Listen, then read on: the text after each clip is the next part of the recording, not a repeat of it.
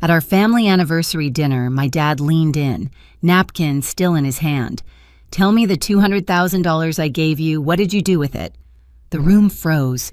Forks hung midair, my mother's smile cracked, and my brother's face drained of color. My pulse hammered, but I didn't flinch. "What money?" I asked, keeping my voice calm. The chandelier buzzed overhead, the only sound between us. I looked at them, one guilty, one terrified. I reached for my phone, opened a folder, and slid it across the table. My dad's eyes widened. He wasn't expecting to see that. The night before the dinner, I was still in my Seattle apartment, surrounded by fabric samples and half-finished marketing briefs. My life there was simple, predictable, quiet in the best way. I'd built it from nothing, my own apartment, my own career, no favors, no handouts. Maybe that's why my father, Robert Bennett, always said I reminded him of himself. He ran a small construction business in Portland, and every time we spoke, he ended the call with, "I'm proud of you, Lucy." He never said that to my brother. Jason Bennett was the golden child that never quite shined. 3 years older, charming, ambitious, but reckless. He'd burned through every business loan and still managed to land on his feet because our mother Elaine always caught him. Growing up, she called him my boy with big dreams. I was the responsible one, which really meant the one who cleaned up the mess. When Jason called a week ago, his voice was soft, too careful. "Hey, Dad's not feeling great. We might cancel the anniversary dinner." "Cancel?" I asked. "He just emailed me about ordering wine for it." Jason hesitated. "He's been tired." "I just think it's best if you don't come this time." The line went quiet after that. It didn't sit right. My father's 60th and 40th anniversary party, something he'd planned for months, wasn't something he'd skip without calling me himself. So I called him. He answered on the second ring, his voice full of life. "Lucy, you're still coming, right? Wait till you see the setup your mother's done." That's when I knew Jason was lying. On the flight home, I tried to reason with myself. Maybe he wanted attention, maybe he felt left out, maybe Mom didn't want tension between us.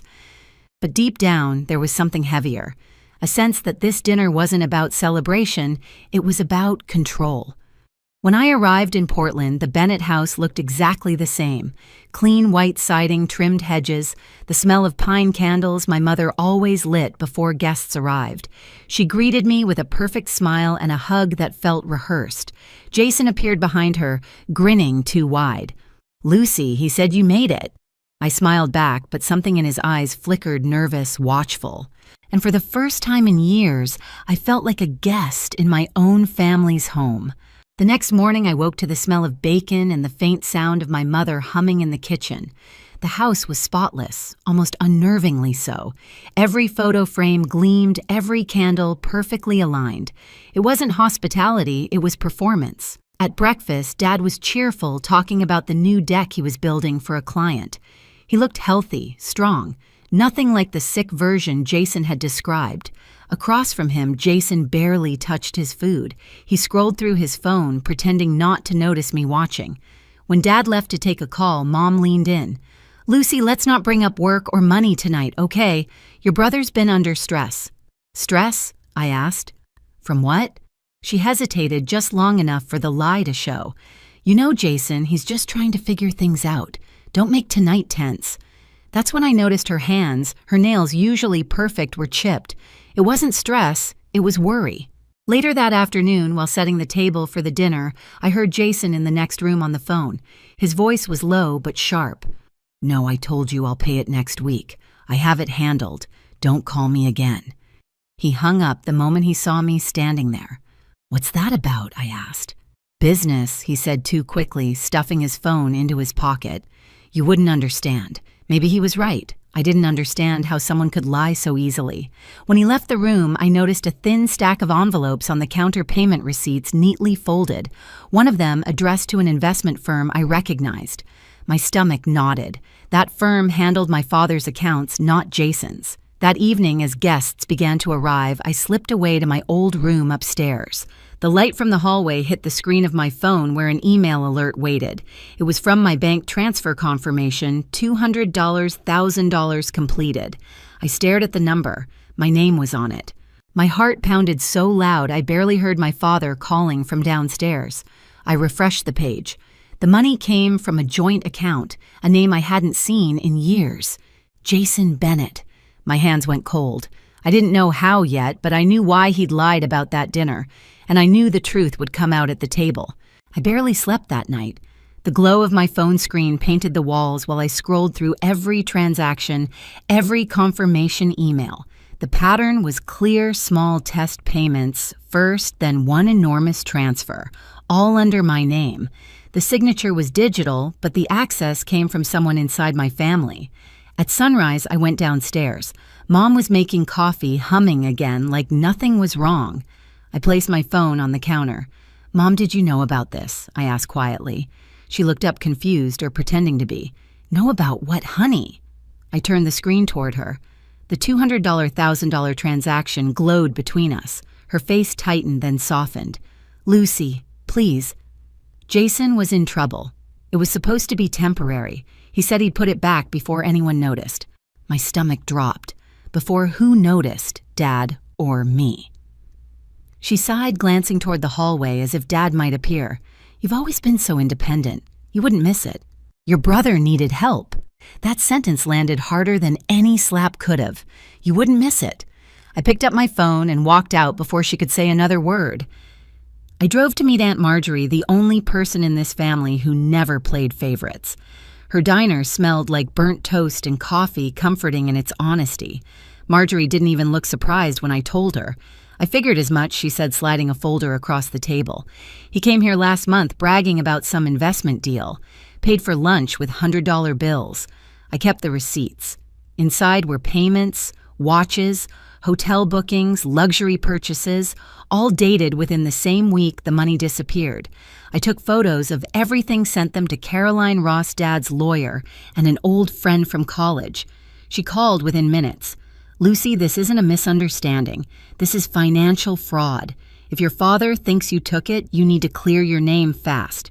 "I'm not confronting him yet," I said. "Not until they're both in the same room." Caroline paused. "Then make sure you have proof ready." I smiled, a bitter kind of calm washing over me. "I already do." That night, while Mom set the table and Jason poured wine, I sat at the far end, my phone resting beside my plate. The same folder I'd shown you in the beginning, that folder was ready. And so was I. The dinner began like every other family celebration. Too much wine, too many polite laughs, and just enough tension to choke on. The chandelier above the table cast soft gold light across a feast my mother had curated, like a magazine spread, roasted salmon lemon tart silverware so polished it reflected our faces back at us. Dad looked genuinely happy. His cheeks were pink, his laugh loud, his eyes soft when they landed on me. "Lucy," he said, pouring me a glass. "I still can't believe you flew in just for this." I smiled, forcing the words past the lump in my throat. "Wouldn't miss it for the world." Jason sat across from me, tapping his thumb against the table, his smile too wide, too bright. Every so often he'd glance at Mom and she'd give him a small nod as if keeping time in some unspoken rhythm of secrets. For an hour it almost felt normal. Stories about Dad's business, Marjorie teasing him about his new gray hair. I almost let myself believe the worst was behind me. But the lie sat between us, heavy and waiting. Then Dad leaned forward, napkin still in his hand, voice calm but deliberate. "Tell me, Lucy," he said, "the $200,000 I gave you, what did you do with it?" The laughter died midair. The room froze. Forks hovered. My heart slammed once against my ribs, then stopped. "What?" I whispered. He didn't blink.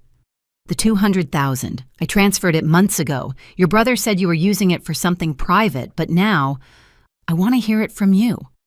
My mother's face went rigid. Jason's hand tightened around his wine glass. I swallowed, feeling heat crawl up my neck. What $200,000? Silence. The chandelier hummed overhead, the sound of its faint buzz suddenly deafening. Then Jason laughed too loud, too forced. "Come on, Dad. Lucy's probably forgotten. She's got so much going on in Seattle." Dad's gaze cut to him. "Forgotten? 200,000 isn't pocket change." Jason's smile faltered. I could feel every guest watching us, pretending not to listen. Even Aunt Marjorie stopped mid-sip, her eyes narrowing. "I never received that money," I said, finally steadying my voice. "If you sent it, I didn't see a cent." Dad's brow furrowed. I have the confirmation, Lucy. Same account you used for the business fund. It was your name. I took a slow breath, forcing calm over the storm in my chest. Then maybe you should look closer at who else had access to it. Mom stiffened. Robert not here. He turned toward her, confused. Why not? If there's a problem, we can fix it. Jason set his fork down, the clink sharp in the silence. Dad, it's not a big deal. I can explain. Explain what I asked, cutting him off. My eyes locked on his. The transfer you made using my name or the hotel bills that came right after. He froze. Dad turned to me sharply. What are you talking about? I reached for my phone, unlocked it, and opened the folder. My hands were steady now. I slid the screen across the table toward him. Here, every transaction. The same account, same timestamp, but authorized from Jason's IP address. Receipts, payments, even screenshots of his calls with the investment firm. Dad scrolled his face, draining of color. Jason, you did this. Jason's voice cracked. Dad, please, it's not what you think. I borrowed it. I was going to pay it back. Borrowed. My father's voice rose sharp and cold. You forged your sister's access and stole her money. Mom shot up from her chair. Robert, stop yelling. He made a mistake. A mistake, Dad snapped. Elaine, you knew. She hesitated, tears in her eyes. He was drowning in debt. Robert, I thought if Lucy never found out, no one would get hurt. I laughed, the sound bitter. You thought I'd never find out. You signed my name. You let him take everything. Jason stood, hands trembling. I was desperate, Lucy. I didn't mean to ruin anything. Desperate enough to let Dad accuse me of theft, my voice broke. You sat there and watched me get humiliated for something you did. The guests were silent now. No more chatter, no clinking glasses. Just the sound of my father breathing slow and furious. He turned to my mother. You two planned this. Robert, please, she whispered. It was for our family. He slammed his hand against the table, the plates rattling. No, Elaine. Family doesn't lie. Family doesn't steal. Jason's voice shrank. Dad, don't do this. We can fix it. Dad took out his phone. You're right, we can. He dialed without hesitation. Yes, I need to report a theft. $200,000. My mother's scream was instant. Robert, stop. Don't do this to him. He didn't even look at her. He did this to himself. Jason sank back into his chair, his hands over his face. The lights flickered, the hum of the chandelier turning into a soft electric drone. I sat there quietly, my pulse steady. 30 minutes later, the police arrived.